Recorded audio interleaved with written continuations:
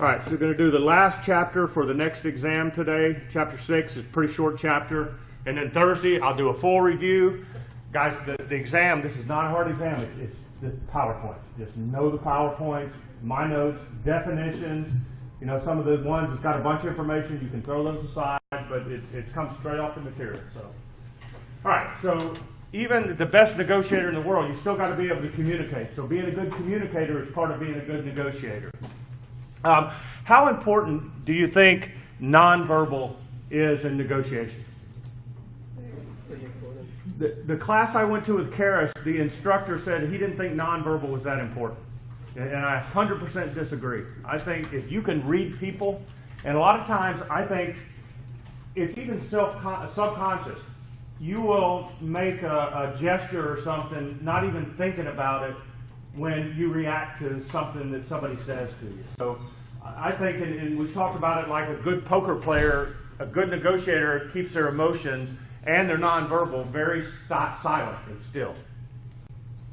All right, so what's communicated during the negotiation? The offer, which is the initial asking price, counter offers, and motives. The process is dynamic, it changes, and various internal, external factors shape the final agreement. So information about alternatives. If I have an alternative, do I want to communicate that to my person? Yeah. Why? Yeah, lets them know that I don't have to do this deal. Same thing. Why is it easier to get a job if you have a job? Because you have a given alternative. But if you're with a recruiter and the guy's trying to lowball you and you've got 3 other offers, but that's the favorite job you want, you've got an opening to very nicely say, wow, you're my top pick, but other people are offering me a lot more money. Can we close the gap a little bit? And then factors that internal and external factors, time constraints, alternatives, and constituency pressure. If you're representing somebody, you may be under time crunch to get a deal done. So what else is communicated? Information about outcomes. In my case, I want to be careful about sharing information. I don't want to give away stuff that I don't have to give away. If your opponent knows how well you did psychologically, they'll perceive you didn't do well. So even if you did great, you don't want to, at the end of the negotiation, you don't want to have that come across because you just want to do good and then just kind of walk away. All right, so what is communicated? Social accounts are usually used to justify bad news. Mitigating circumstances. You guys ever did something and somebody asked you, why did you do that? And you say, I just didn't have any other choice? That's called a mitigating circumstance. Do they happen? Yes. Yeah, you get put in a box sometimes. You have to make a decision. Got to move on. Exonerating circumstances. From a broader position, it may seem negative, and I know the outcome wasn't what we wanted, but I did it really looking out for your best interest. Then reframing explanations. Once again, we talked about frames, how we put stuff in so that we can recognize it. Then a lot of times we have to reframe. We have to change based on outcomes or things that have happened during the process. All right, communication about the process, how well this is going, what can we do to improve the situation and help strengthen the relationship. And sometimes I think there's mixed message in what I'm telling you. I'm telling you you want to strengthen that relationship, but on the other hand, you want to be business and keep it personal. So there's kind of you see how it can do both? Why would we want to strengthen the relationship? They trust you more. Yeah, trust. And what happens if they trust us more? They're more willing to concede. Right. And if it's somebody I'm going to be having a long-term relationship, a vendor or a customer, do I want a relationship? But do I also want to try to, as best I can, depersonalize it and make business decisions? Which is why, guys, the worst deals I've ever made in my life have been with friends. Because I trusted them. And, you know, unfortunately, and I'll go ahead and tell you, your friends will let you down. So keep it personal. Yeah, make it unpersonal. Keep it objective. All right, so 3 key questions to ask on communications. Are negotiators consistent or adaptive? What do you think good negotiators are? Adaptive, right. Because can you script everything that's going to happen? No, you've got to be able to change midstream if the negotiation changes. Does it matter what's said early in the process?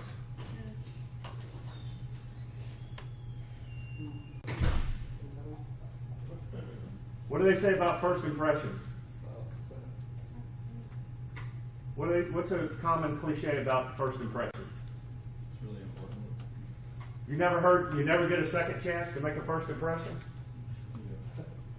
Okay, so why are first impressions important?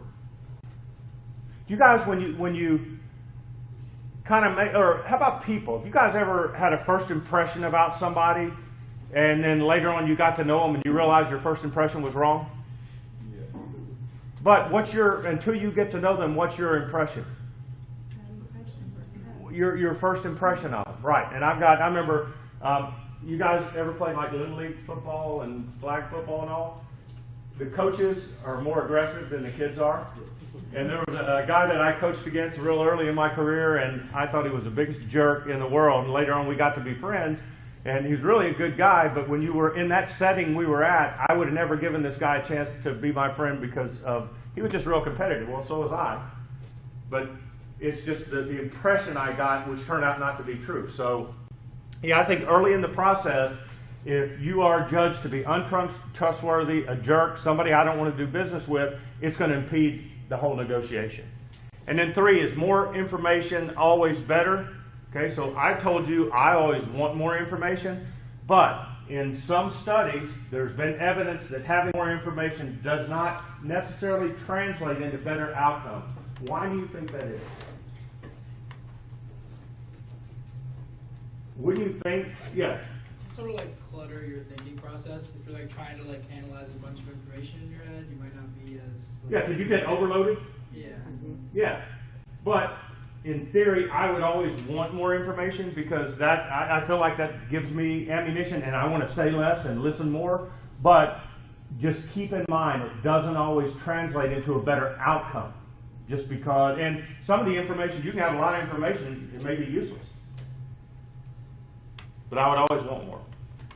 All right, so use of language operates at 2 levels. We call it the logical level, which is kind of the actual what we're dealing with, the proposals and the offers. And then the pragmatic level is the actual communication. And there's a word for it. It's called paralanguage, and that's everything except the spoken language. Hand gestures, inflection in voice. Some of the worst teachers I've ever had. They talked like this, and it was a 3-hour class, and I mean, I had a teacher in the MBA like that, and half the class just quit coming just because it was awful. It was boring.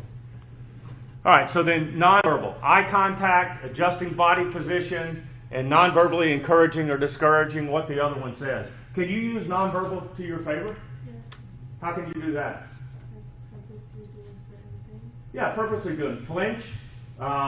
Somebody gives you the initial offer and you just go, what did I just say? I didn't say anything.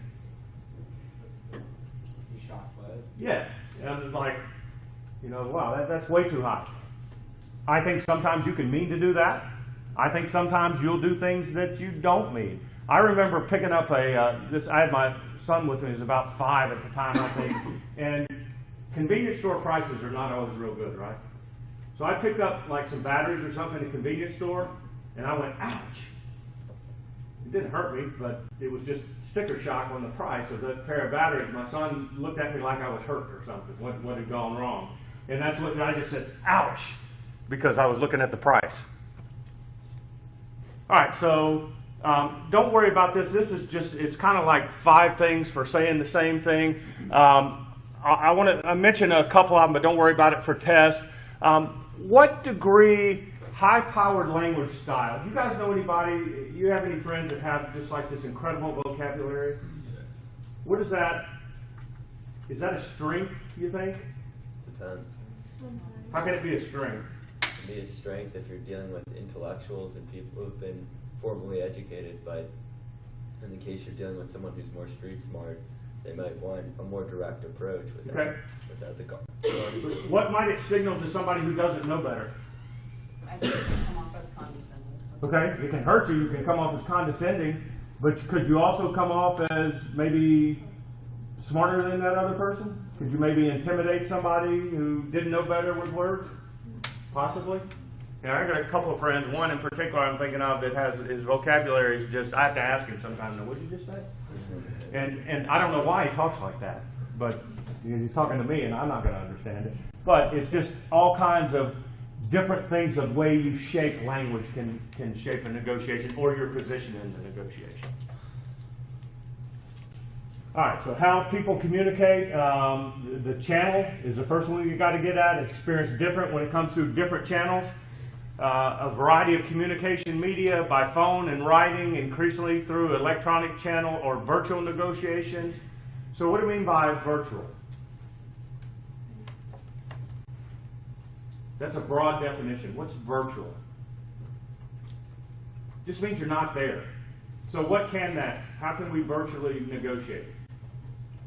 Some type of online platform, email. Okay, email. Is that a good platform? Probably not the best. It's said to be the most fair. What does it take out of the process? Makes it like completely impersonal. No facial expressions, no nonverbal gestures. You're reading somebody's words. And if you don't know that person, it even makes it, I think, harder because you have no relationship with that person at all. What did you say your choice of diction can replace that facial aspect? Yeah, can you make your words to sound aggressive or soothing or whatever? Sure, absolutely. But I still think if you read people well, I would want to see the person. Plus, what does it do? It personalizes it when you see that face. And even if you're not in the same room, but more and more we're getting away from that because of the cost and expense to go somewhere and meet face to face when you can hook up a computer now and do FaceTime and pretty much handle anything or go to meeting. There's all kinds of platforms where you can be in the same space with somebody and be miles apart. So social bandwidth distinguishes one communication channel from the other, and so that's described as the ability of a channel to carry and convey subtle social and relational cues from sender to receiver. Okay, so look at my note on the research. There's evidence that email negotiations reach more equal agreements.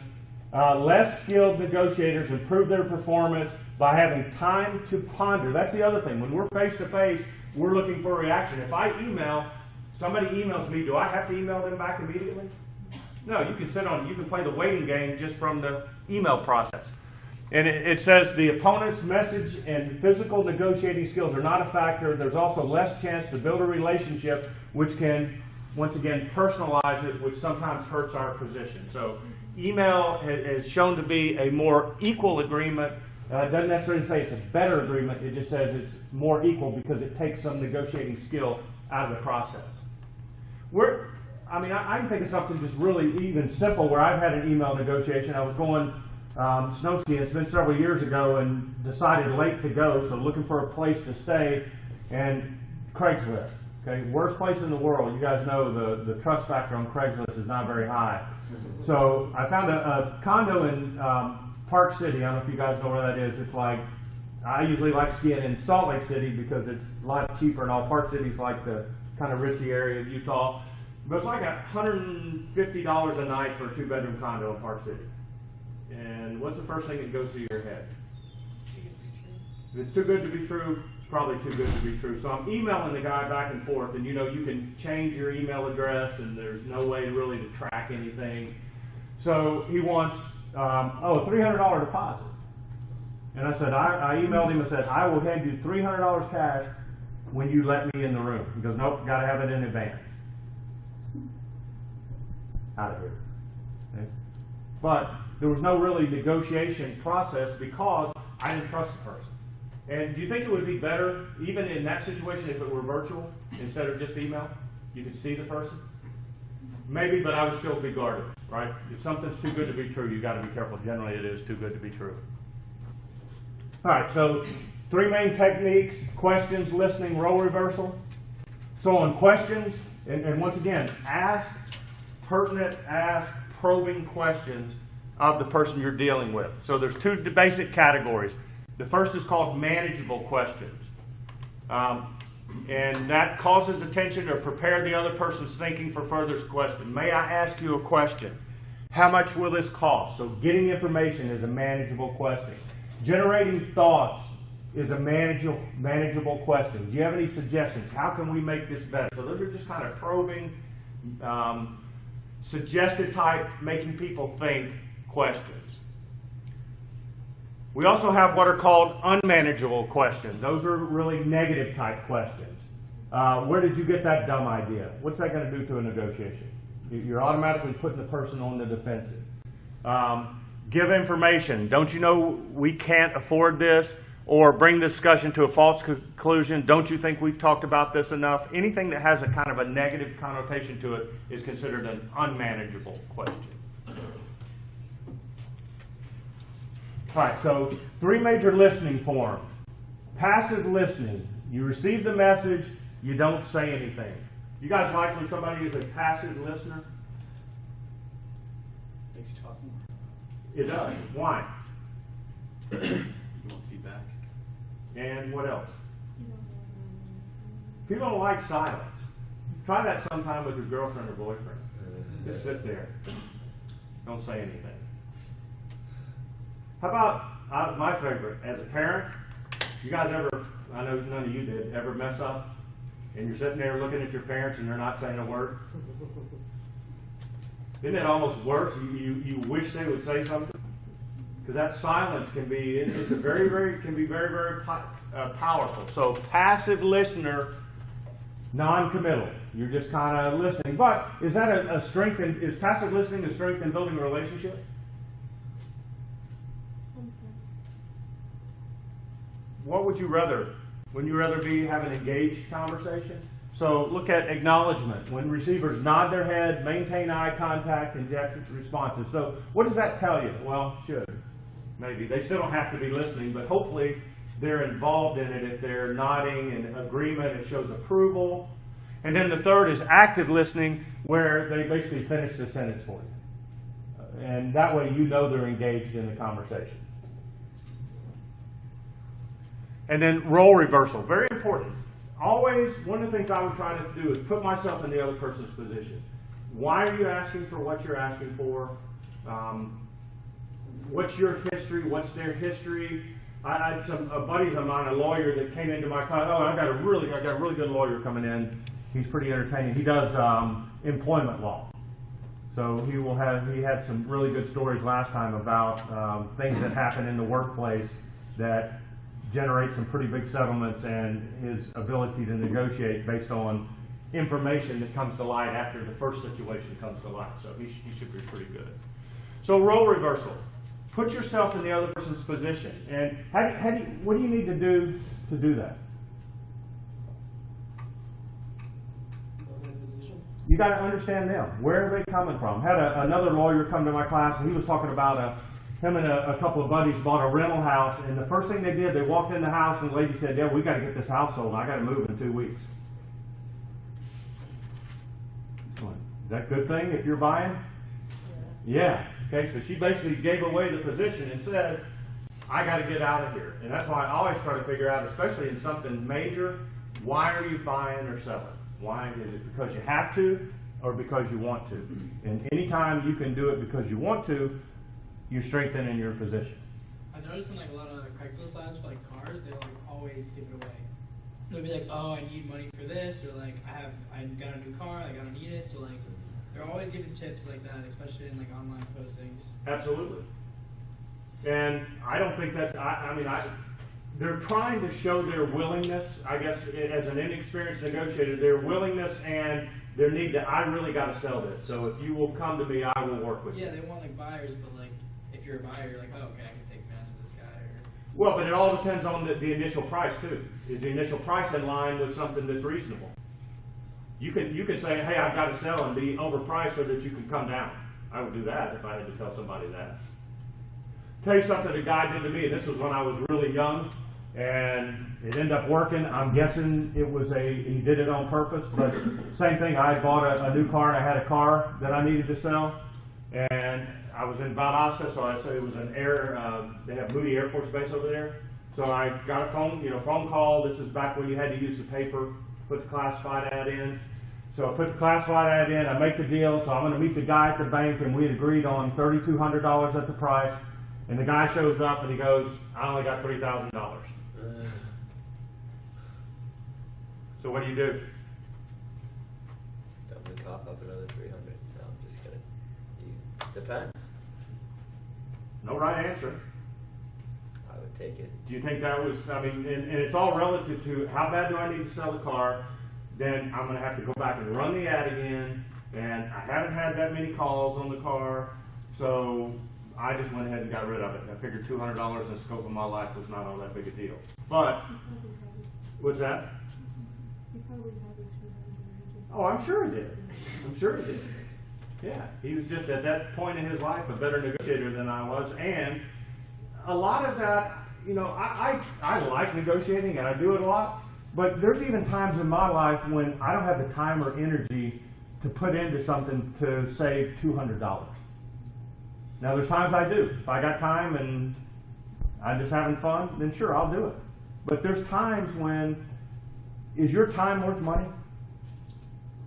Yeah, and to be a good negotiator, what did we say? Preparation. It takes time, homework, research to be a good negotiator. And there's times in your life where you're not going to have time.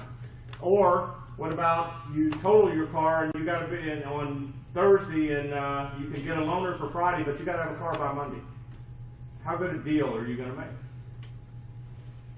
Not as good as you could if you had time. So there's going to be situations you're not going to do well every time, and that's okay. I'm just trying to teach you to get engaged in the process. And the situation I just gave you, I don't know if it just depends. I mean, I went ahead and took it because I was tired. I think, and a lot of it would depend on how long had I been trying to sell the car, and I think it had been for a while. And it's just one other thing that you have to pay insurance on it, and it's sitting around in the driveway. You don't need it. It's devaluing every day it sits there because it's worse and worse. Same with a house. Leaving a house vacant is not good. It devalues the house. Things start, it's hard to keep clean. So at some point, the time value of money becomes a factor. If I wait 6 months, I'm able to get $10,000 more. Well, in that time, I've paid insurance, I've paid taxes, I've had maintenance and upkeep, had to have somebody mow the lawn, clean the inside so when it shows. So time value of money has a lot to do with that too. All right, but role reversal. Always try to figure out why the other person's doing what they're doing, where they're coming from. And then last thing, avoiding fatal mistakes. Keep track of what you expect to happen. You should know this going in. You should have kind of a, remember we talked about a target point, realistically where we hope to conclude the negotiation. Guard yourself against self-serving expectations, meaning don't set your expectations too high. And then review lessons for similar discussions in the future. I always try to at least be a little bit reflective on what I did and try to figure out maybe what I could have done differently, what I could have done better. And then to achieve closure, avoid surrendering important information needlessly. Answer questions that are asked. Don't volunteer anything. Don't make dumb remarks or condescending remarks. And then at the end, you want the agreement in written form. You got to have, what does it say, finality, specificity, and consequences. It's got to be something that keeps the other party from breaking the deal. And then my note, the party who writes the contract is in a position to achieve clarity and purpose. So I got a lawyer friend, and he works for insurance companies, and he said, even though it's more work, at the end of mediation, did you guys know what mediation is? And I hope Mr. Hobbs will explain it to you. The Florida courts require an attempt to settle any dispute before it goes to trial. So they will bring in a mediator. It's a trained person. So he'll go into the one room and you'll make your case, and then he'll go into the other party and they'll make their case, and so he'll go to the other party and go, look, your position's not as strong as you think it is. You might want to consider coming down a little bit. Then he'll go to the other party and go, your position's not as strong as you think it is. You might want to consider raising your offer a little bit. He will try to get them to meet in the middle and come to a settlement because Florida courts are so backed up that this is a process that's put in place to try to stay out of it. And my lawyer buddies tell me between 1% and 5% is all the percentage of cases that ever go to trial. And some of them will be settled the night before, the day of. Some of them are settled during mediation, but it's a required process. It's not optional anymore. And so he always says at the end of the mediation, one person has to write it up to say, here's exactly what we agreed on. The other party then has to review it. But he said, I always want to be the one to write the deal because he goes, I know that it's going to be written to what I believe we came to, and then the other party still gets the right to sign off on it before they have to agree to it. But that's and so any of you guys thinking about going to law school? I know a lot of kids do. And I don't know, some law schools teach negotiations, others don't. And most of my lawyers that came out 20, 30 years ago never had a negotiation class, and they don't teach it. But 90 to 95% of all cases are settled, not won at trial. So how do cases get settled? They're through negotiation. So if you're going to be in law, and if you're not doing like real estate law, if you're doing any kind of family practice or employment law, PI, personal injury, most of those cases are going to be settled through negotiation. And how good you are depends on the resources you have, and part of it how good your case is. Yeah, but you guys ever heard of Morgan and Morgan? Who hasn't? For the people.com. But what's the one thing that they're really advertising about one of the strengths for you to choose them? Liability insurance or personal injury insurance? Yeah, but what's their selling point? That they're a big law firm, you need a big law firm to go up against like big corporations or insurance companies. Yeah. I was just gonna say, they don't get paid unless you get paid. And they don't get paid, and we don't get paid unless you get paid. And if you're a small lawyer and the people want to use you, who has to pay all the cost until the settlement happens? The lawyer, right? And then what happens if that thing doesn't settle or you don't win? The lawyer gets nothing.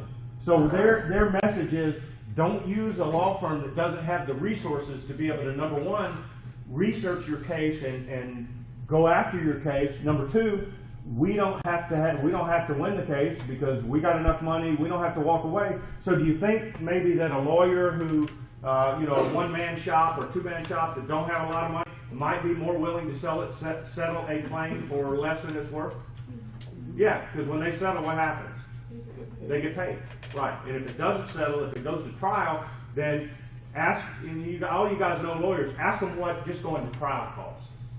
Yes, I think there's two parts to that too, right? Because then also, Morgan takes a larger percentage of what your winnings are, your earnings are. I think also a big chunk of it has to do also with your professional reputation as an attorney. So I know my very close family friend growing up, his dad hadn't lost a case, and that was a huge reputation thing for him. So that he could threaten to go to trial, but nobody really wanted to go to trial because he had a professional reputation. Yeah, and a lot of those people that have that reputation don't go to trial much. So how do you know if you win or lose? And I had one buddy, and he told me he had a trial a few weeks ago, and I go, how'd you do? He said, I beat Morgan and Morgan. Good for you. He was representing an insurance company, and they were plaintiff's insurance, PI. So it's a big business. The whole thing, but it's all predicated around that whole mediation thing and the whole, let's try to get this settled. So you got to make sure that your lawyer is working in your best interest and not telling you, hey, you need to settle this when really you kind of don't. And the same attorney that represents insurance companies, they had a case one time where he said we had absolutely no liability. He said we had no liability. A person was drunk, they had the blood alcohol level, fell out into the road, got run over by a car that was insured by his insurance company. He said we had witnesses that would testify that our driver was doing the speed limit, doing nothing wrong. The person basically fell out in front of them, and they ended up settling that case for $7 million. Okay, so the question is, if you have no liability and you're pretty sure you can prove that in a court of law, why would you pay $7 million? PR.